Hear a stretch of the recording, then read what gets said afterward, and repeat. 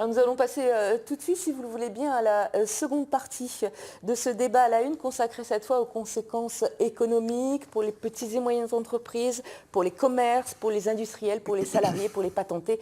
On va essayer de faire un round-up, un tour d'horizon de l'ensemble des salariés et du monde économique de Nouvelle-Calédonie. Première question, Christopher Gégès. Alors, je voudrais vous donner le nom de nos deux intervenants supplémentaires qui sont à l'antenne. Madame, monsieur, bonsoir. Donc avec nous, Mimsi Délé, qui est présidente du MEDEF de Nouvelle-Calédonie. Madame, bonsoir. Bonsoir. Et présent également avec nous Xavier Benoît, qui est président de la FINC, donc de la Fédération des industries de Nouvelle-Calédonie. Et nous gardons avec nous également, depuis le Haut-Commissariat, Rémi Bastille, qui est le secrétaire général du OSARIA.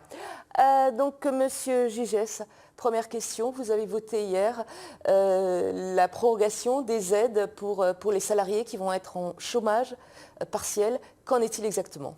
Moi, je n'ai pas voté, c'est le Congrès qui a voté la délibération qui étend le dispositif de chômage partiel suite à une proposition de délibération.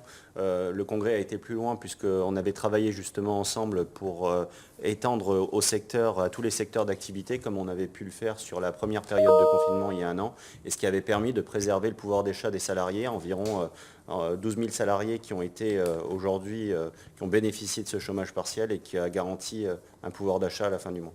Une question d'un téléspectateur. Est-ce qu'un droit de retrait est possible si on ne se sent pas en sécurité sur son lieu de travail ? Maria nous pose la question. Sur l'ensemble de ces questions, il y a des cas vraiment spécifiques, c'est-à-dire qu'en fonction des situations, il y a des cas qui sont vraiment adaptés.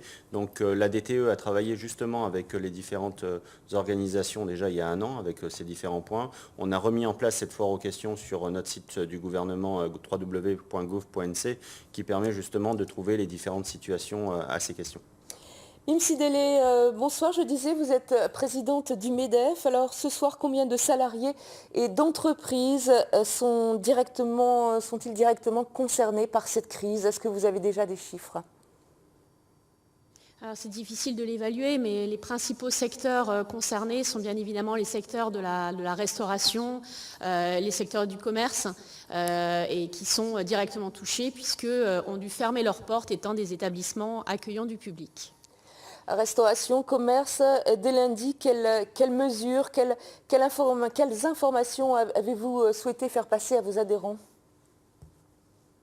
Alors, dans tous les cas de figure, même pour les adhérents qui restent ouverts, pour les entreprises dont l'activité continue, qui sont l'immense majorité aujourd'hui des entreprises calédoniennes, l'important c'est d'appliquer les règles de sécurité prévues dans les plans de continuité de l'activité. Effectivement, M. Gigès mentionnait le travail qui a été effectué dès l'année dernière avec la direction du travail pour que les entreprises élaborent ces plans de continuité qui permettent en fait de garantir la sécurité à la fois de leurs salariés, mais aussi des personnes qui sont amenées à fréquenter les entreprises.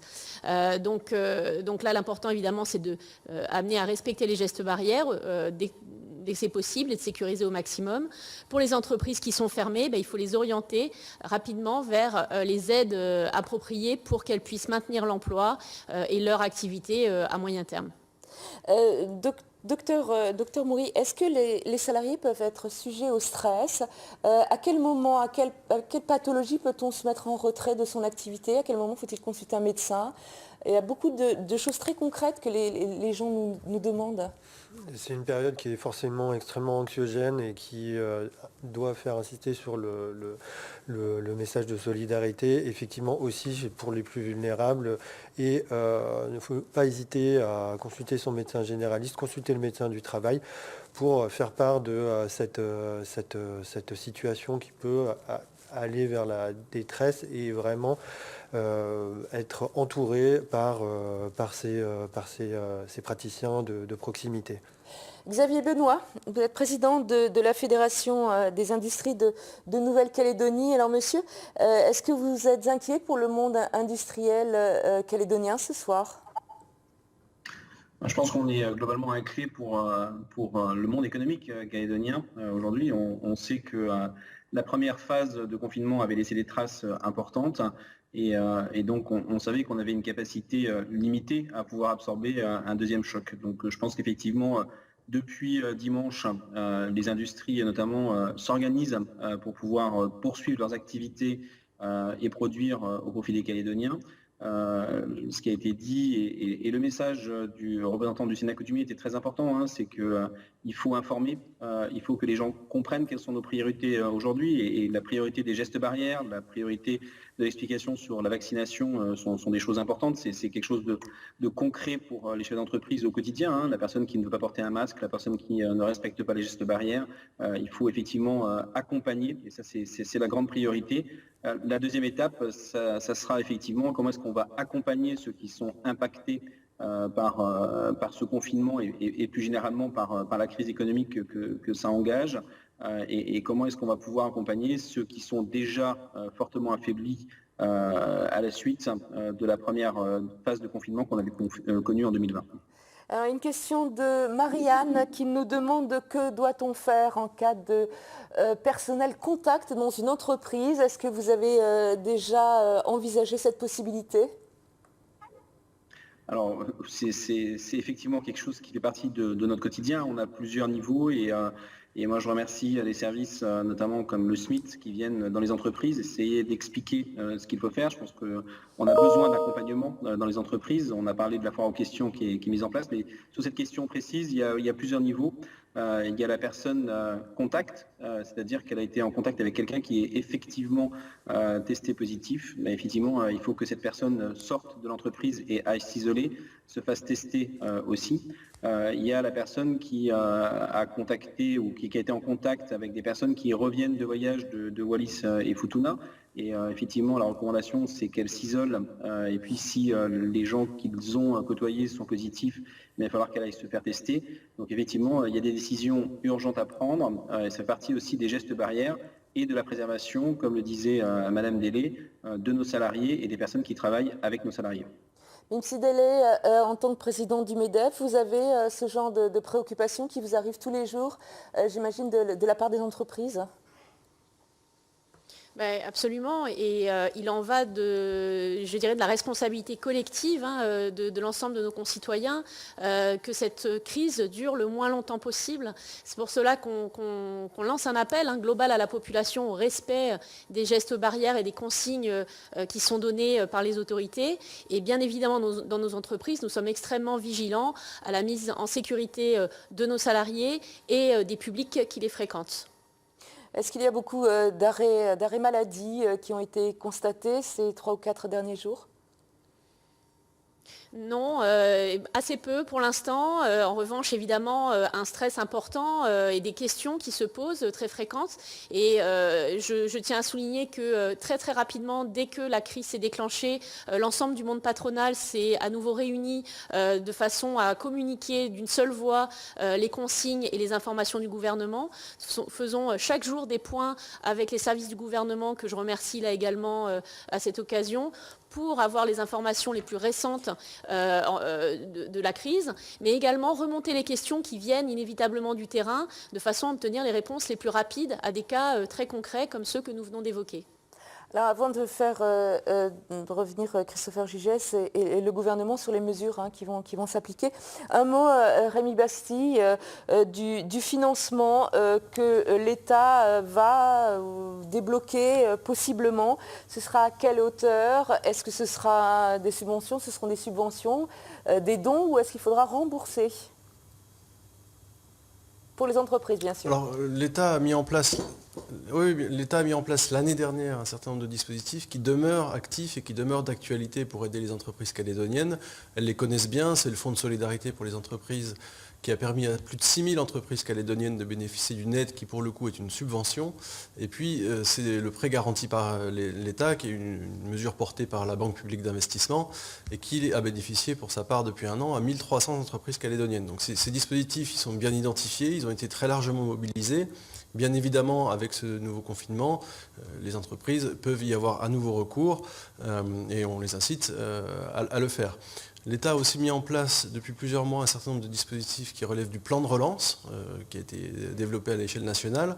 De manière très dérogatoire, les entreprises calédoniennes en sont bénéficiaires et donc je les appelle à utiliser ces dispositifs qui sont nombreux, qui permettent là aussi parfois d'obtenir des subventions très importantes, notamment sur l'investissement industriel.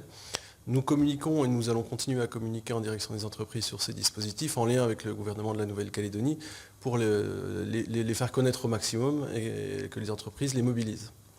Christopher Gigès, du côté du gouvernement, Georges nous demande si on doit s'entendre à un nouvel emprunt. Si oui, comment le quantifier sans gouvernement et donc sans vote de budget? Déjà, il y a un gouvernement. C'est-à-dire que c'est un gouvernement en affaires courantes, mais le gouvernement, il est là, il travaille. Alors, donc, pas sûr que le Covid soit une affaire courante.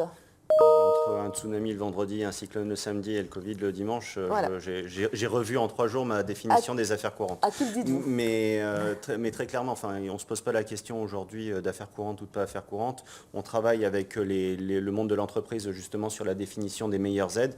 On a été extrêmement réactif grâce aussi à Groupe au Congrès sur le fait de passer le chômage partiel rapidement et on prendra les arrêtés d'application qu'il faut à partir de mardi. On travaille également avec les provinces sur des aides notamment aux petites entreprises, puisque lors de la première période de confinement, on avait vu que les aides de province aux petites entreprises étaient une bonne chose. On travaille également sur un report des charges sociales et fiscales, comme ça avait été fait une première fois.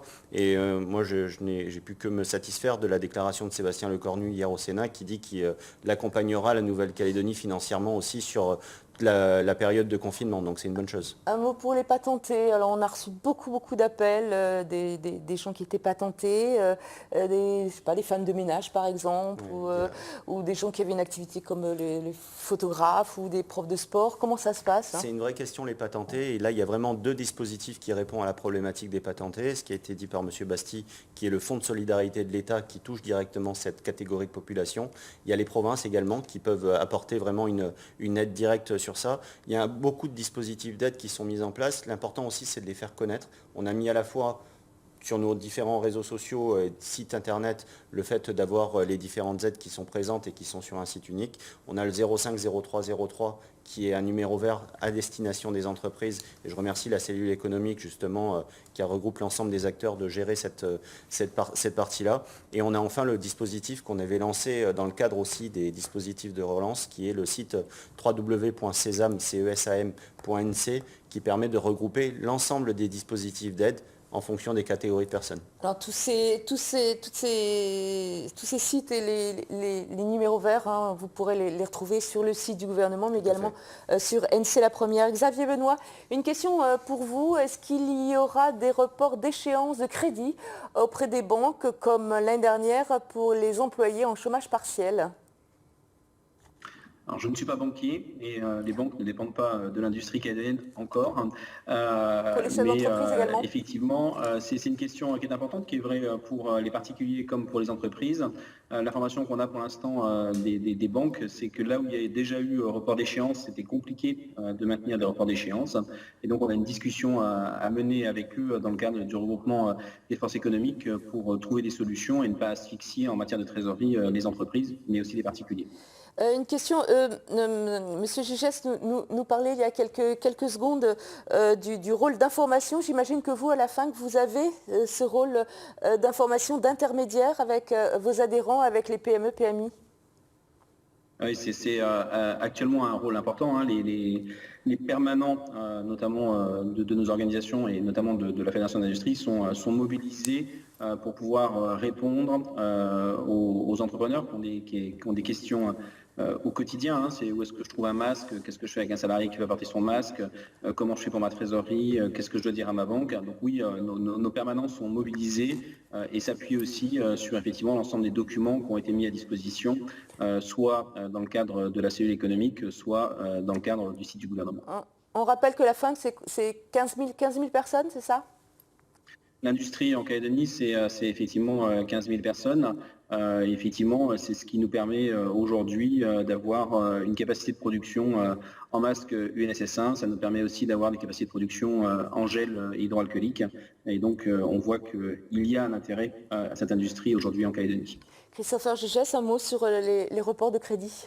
Oui, les reports de crédit, on a eu l'occasion de voir les banques qui, en début de semaine, avec mon collègue Yoann Lecourrieux, qui aujourd'hui ne sont pas dans une démarche forcément volontairement de report de crédit sur des entreprises qui ont déjà bénéficié de ce dispositif, pour une histoire de ratio qu'ils expliqueront eux-mêmes. Mais on a notamment les échéances du PGE sur lesquelles on travaille et qui doivent être modulées dans certains cas. Et on travaille aussi avec les services de l'État, puisque c'est une mesure qui est garantie par l'État.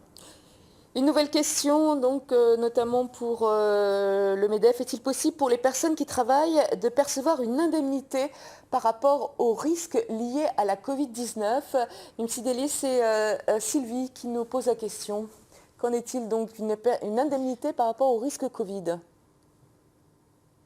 Non, ça n'est pas un dispositif qui est prévu aujourd'hui. Aujourd'hui, ce qui est prévu, c'est que les entreprises mettent tout en œuvre pour sécuriser leurs salariés sur le lieu de travail, voire favorisent le télétravail là où c'est possible. Et encore une fois, l'année dernière, les entreprises ont rapidement réagi avec leurs salariés pour pouvoir rendre possible de la façon la plus large possible ce télétravail. Aujourd'hui, il y a une grande responsabilité des chefs d'entreprise vis-à-vis des circonstances que nous vivons. Encore une fois, l'intérêt de tous, c'est que nous sortions le plus rapidement possible de cette crise et que nous réouvrions le plus rapidement possible les entreprises qui sont fermées. On voit bien que l'ensemble des mesures que nous évoquons ont un coût, que les entreprises qui sont actuellement fermées n'ont plus de chiffre d'affaires et à un moment donné, ce sont des situations qui ne peuvent pas, en tout cas très difficilement, se prolonger dans le temps. Donc les solutions doivent être trouvées pour s'inscrire dans une durée plus longue. Imsideli, une question d'Hugo. Que comptez-vous faire pour le BTP déjà en chute libre ? D'abord, quels sont les chantiers qui restent ouverts ? Est-ce que c'est possible pour certaines entreprises du BTP de continuer à travailler ? Ce sont des questions qu'on vous pose également, Imsideli ? Oui, absolument. Donc le BTP, sa situation, elle est particulière, en effet déjà parce que ce secteur avait été durement impacté par la crise. Alors aujourd'hui, je le rappelle, le BTP est encore autorisé à travailler. Pour autant, les salariés émettent évidemment des préoccupations importantes vis-à-vis de la contamination et du virus. Et donc il y a des demandes extrêmement précises qui ont été formulées pour que ce public et ce type de personnel soient prioritaires dans les campagnes de vaccination en cours. C'est le cas de façon plus large, de toute façon, pour l'ensemble du secteur salarié, et notamment ceux qui sont en contact du public.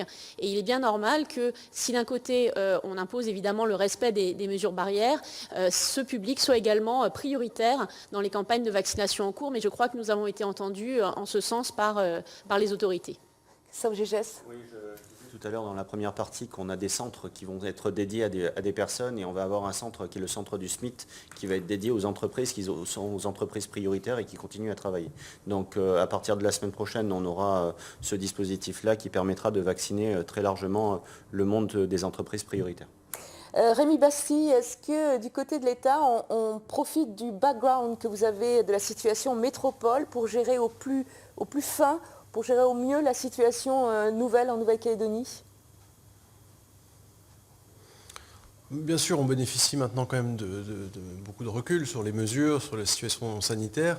Maintenant, nous avons en Nouvelle-Calédonie une forme de modèle océanien de lutte contre le Covid, puisque ici, très heureusement d'ailleurs, nous avons connu une situation Covid-free pendant très longtemps. Et donc, comme c'est le cas en Nouvelle-Zélande, comme ça a pu être le cas en Australie, nous mettons en place un confinement au premier cas identifié pour éviter la diffusion du virus. Évidemment, la situation métropolitaine est très différente, avec une capacité à maîtriser le virus évidemment nettement moindre, la situation n'étant pas insulaire. Donc le cadre juridique, les retours d'expérience évidemment nous alimentent, mais nous adaptons très fortement toutes ces mesures à la situation calédonienne, aux spécificités calédoniennes, et puis tout ça évidemment en lien étroit avec les autorités sanitaires de la Nouvelle-Calédonie.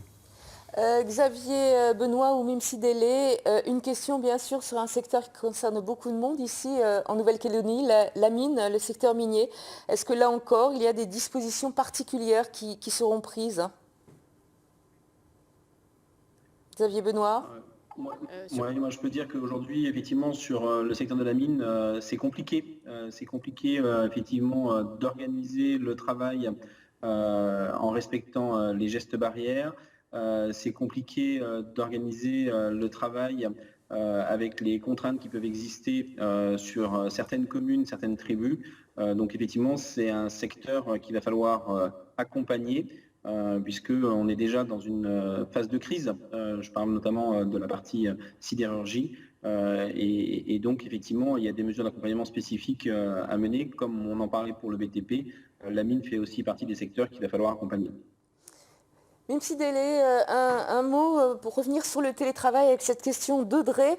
Pourquoi ne pas imposer les emplois administratifs, du moins administratifs à minima? Donc le télétravail, a priori, c'est ce qui va être fait, non? Audrey, non, je n'ai pas d'informations dans ce sens. Est-ce que le Code du travail calédonien a prévu ça? Non, le Code du travail calédonien ne prévoit pas ça pour le moment. Aujourd'hui, c'est une recommandation de favoriser le télétravail lorsque cela est possible, encore une fois. Cela nécessite un certain nombre d'aménagements, du poste de travail à domicile, etc.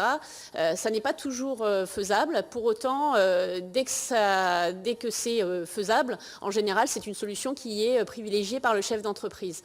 Pour ce qui concerne les administrations, je ne peux pas m'exprimer. Là, c'est les collectivités publiques qui sont responsables, mais dans le secteur privé, en tout état de cause, on essaie de privilégier cette solution quand c'est faisable.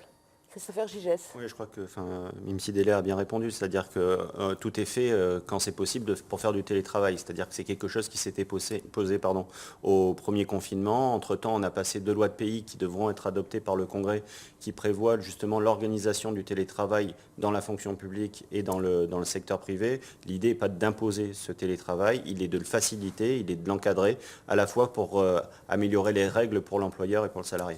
Une question sur les commerces. Qui a le droit d'ouvrir? Est-ce qu'on a le droit d'avoir des employés? Alors on a entendu dire cet après-midi qu'il y avait certains commerces qui avaient été visités par les forces de l'ordre parce que ils s'organisaient pour ce qu'on appelle le click and collect notamment. C'est autorisé d'avoir des employés dans son commerce aujourd'hui, même un commerce non essentiel? Est-ce qu'on peut le faire? Est-ce qu'on peut réorganiser son activité par exemple sur Internet ou pour les réservations par téléphone? Je vais essayer d'être relativement simple, parce que l'arrêté de confinement est un peu complexe. L'activité économique est maintenue, c'est-à-dire que c'est le principe de base, l'activité économique est maintenue, sauf un certain nombre d'activités, les restaurants, les nakamas, les musées qui sont listés aussi dans l'arrêté. Par contre, les commerces dits non essentiels, eux, sont interdits, qui reçoivent du public sont interdits. C'est quoi? C'est commerce, c'est vêtements, enfants? Oui, vêtements, meubles, etc.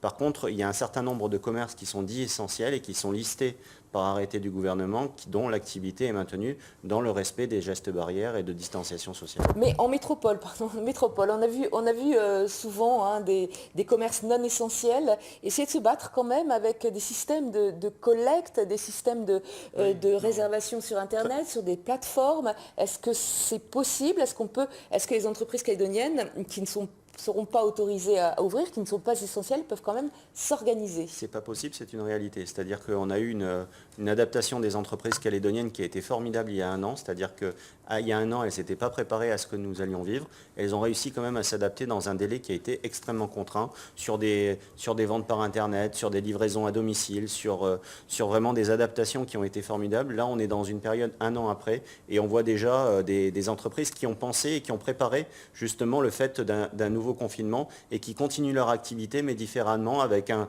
site internet qui s'est amélioré, avec un service de livraison qui s'est amélioré. C'est pas la panacée, mais très clairement, je félicite toutes ces entreprises et tous ces salariés qui ont une adaptabilité qui est remarquable. Docteur Pierre-Henri Maury, juste une petite question sur les conditions psychologiques de ce confinement, le télétravail. On le voit en métropole et un peu partout dans le monde, ça n'est pas si évident que ça de rester à la maison. On n'a pas parlé des enfants, on aura l'occasion probablement de faire une émission spéciale avec les petits à la maison, avec là aussi une prise en charge très importante du vice-rectorat. Mais est-ce qu'il va y avoir un suivi? Il ne faut pas s'étonner de ne pas être bien, c'est ça? C'est pas faut pas culpabiliser en fait, c'est normal. Non, il n'y a pas de raison de culpabiliser. Effectivement, le télétravail et puis la situation, effectivement, il y a le stress de ce cyclone principalement, puis des nouvelles en cascade. Bon, on peut prendre du recul, il faut se concentrer sur l'essentiel. Se protéger notre environnement et aller de l'avant. Comment? En respectant les gestes barrières et en se tournant avec détermination vers l'avenir. Alors, Christopher Gigès, juste un mot sur l'école. Alors, ce n'était pas le centre de notre débat ce soir, mais il faut bien préciser, donc là encore, non plus. Le gouvernement et le vice-rectorat ont pris les choses en main et tout se trouve encore une fois sur les sites et du gouvernement et du vice-rectorat. Oui, le gouvernement, les vice-rectorats et les provinces ont pris en main rapidement la situation, justement pour organiser à la fois le suivi de la continuité pédagogique avec Isabelle Chamorro au gouvernement, on est en lien avec Gilles Brial à la province sud sur les différents points, également avec les provinces Nord et Île sur les différents aspects. Il y a eu une réactivité extrêmement forte puisque on a annoncé dimanche soir et dès lundi c'était organisé pour fonctionner. Donc là aussi une adaptabilité qui a été importante. Nous avons reçu des centaines de questions sur notre page Facebook avant cette émission. Il y en a une, justement, on a sélectionné 3 dernières, si vous le voulez bien. Une qui nous vient d'Alex. Alex, il demande si le confinement, alors vous venez de me dire que ce n'était pas votre spécialité, mais si le confinement devait durer, est-ce que les vacances d'avril seraient maintenues ? En fait, si on réfléchit bien, là on a 15 jours, tout le monde dit qu'il y aura 15 jours supplémentaires, et pif, paf, on arrive aux vacances d'avril. C'est un peu ça votre calcul? On fera les vacances à domicile. Ah, c'est ça. Voilà. Donc en fait, les vacances seront maintenues. Mais là aussi, très clairement, on ne sait pas aujourd'hui si le confinement sera maintenu. C'est-à-dire qu'on attend d'avoir les différents cas qui nous arrivent et les différents cas positifs. Soyons honnêtes, il est peu probable qu'en 15 jours, on ait résolu l'ensemble de la contagion. Vous ne savez pas, je ne suis pas prophète. Donc, et on a appris une grande chose avec ce Covid, c'est d'avoir beaucoup de modestie dans les décisions qui seront prises prochainement, parce qu'elles peuvent évoluer de jour en jour en fonction de la situation. Donc on verra très calmement et très sereinement la semaine prochaine. Vous êtes en train de répondre à la question d'un de téléspectateurs, Inos, qui nous demande très simplement, ce confinement va être prolongé. On ne sait pas encore. On ne sait pas encore. Voilà. D'accord. Vous gérez au jour le jour, c'est ça? Non, on ne gère pas au jour le jour, on gère de manière programmée avec des différentes étapes qui sont celles qu'on a mis en place dans une stratégie qui se veut globale, c'est-à-dire qu'on fera un point un peu plus tard sur le nombre de cas qui se propagent en Nouvelle-Calédonie pour voir s'il y a une propagation. On sera en lien avec les autorités sanitaires, on ne décide pas tout seul, mais in fine on décidera. Alors une dernière question qui s'adresse d'ailleurs à l'ensemble de nos intervenants ce soir. Pourquoi ne pas tous nous confiner pendant 15 jours et interdire toute circulation? Docteur Maurice, ça vous semble envisageable? Il faut maintenir quand même un certain nombre d'activités essentielles qui vont garantir notre sécurité à tous. Le pays, on est obligé d'avoir de l'électricité, de l'eau et un certain nombre de se nourrir. Et à partir de là, il y a une adaptabilité à avoir avec toutes ces règles-là. Rémi Bastille, c'est pareil, à l'État, vous considérez qu'il y a un minimum, ne serait-ce que les forces de l'ordre d'ailleurs, qui doivent être présentes sur le terrain? Oui, évidemment, un certain nombre de services publics ne peuvent pas s'arrêter de fonctionner aussi facilement. Les services publics de l'État, mais aussi tous ceux de la Nouvelle-Calédonie qui participent au quotidien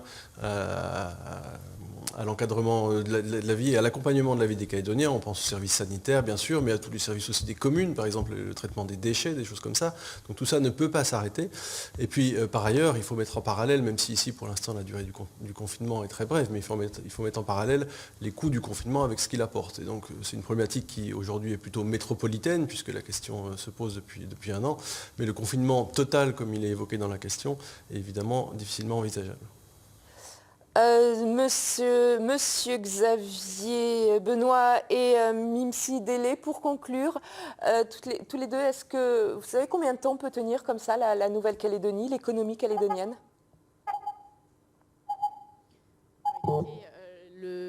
on ne peut pas, de toute façon, on voit bien que la problématique budgétaire se pose. Le budget de la Nouvelle-Calédonie, probablement à la fin du mois, devra être arbitré. On est dans une situation qui n'est pas simple, il faut très concrètement le dire aux Calédoniens. Et donc, non, les entreprises n'ont pas les moyens, ni la Nouvelle-Calédonie probablement, de tenir extrêmement longtemps dans cette situation. Et de notre côté, nous faisons l'avocat plutôt d'une adaptation rapide de notre économie à la situation actuelle, avec une responsabilité collective sur le respect des gestes barrières, sur le respect des règles de sécurité dans les lieux accueillants du public, pour que nous puissions vivre tous le plus normalement possible et le plus librement possible, mais en sécurité. Un petit délai, merci beaucoup Xavier Benoît. Même question, combien de temps les industries de Nouvelle-Calédonie pourront tenir avec ce confinement ? Je crois qu'il ne faut pas se poser la question de savoir combien de temps on va durer, parce que c'est mortifère comme question. Il faut juste s'impliquer pour que chacun respecte les gestes barrières, chacun fasse respecter les gestes barrières, aller se vacciner au maximum, porter son masque, et ce qui nous permettra de sortir de cette ornière. Et en sortant de cette ornière, on pourra effectivement prendre un chemin qui permettra de développer notre territoire. Merci beaucoup de votre participation. Rémi Bastille, c'est pareil, l'État va nous accompagner pendant toutes ces semaines qui nous attendent ? L'État, évidemment, sera aux côtés de la Nouvelle-Calédonie dans toutes les dimensions de cette crise, dans ses responsabilités, mais aussi en apportant tous les moyens qu'il est possible d'apporter pour soutenir la Nouvelle-Calédonie. Je crois que le mot d'ordre, c'est la solidarité et la responsabilité. Solidarité parce que c'est le moment où il faut penser aux autres, et puis responsabilité parce que c'est le moment aussi de respecter strictement les mesures qui sont prises, de respecter les gestes barrières, à partir de samedi, de porter un masque, et c'est le meilleur moyen d'aider la Nouvelle-Calédonie. Monsieur Bastille, merci infiniment d'avoir participé à notre émission. Christopher Gigès, un dernier mot avec des mesures que vous prenez tous les jours pour aider les Calédoniens. Ce soir, c'est l'attestation numérique qui va être mise en place. Oui, exactement. On prend des mesures chaque jour justement pour faciliter un peu la vie des Calédoniens dans cette période qui est compliquée. Et à partir de demain, juste après le point presse de 10h, on mettra justement en ligne, en collaboration avec l'État, une attestation numérique qui avait bien servi pendant le confinement. Donc on retrouvera sur nos différents sites, mais également sur le site attestation covid19.gouv.nc. Donc ça serait une bonne chose. Et un dernier mot, si je peux me permettre, le gouvernement, l'État, les provinces ne peuvent pas tout seuls. C'est-à-dire qu'on a besoin des Calédoniens, pour respecter cette période de confinement, pour respecter les gestes barrières, pour respecter ces masques. Et c'est ensemble qu'on arrivera à sortir de cette crise.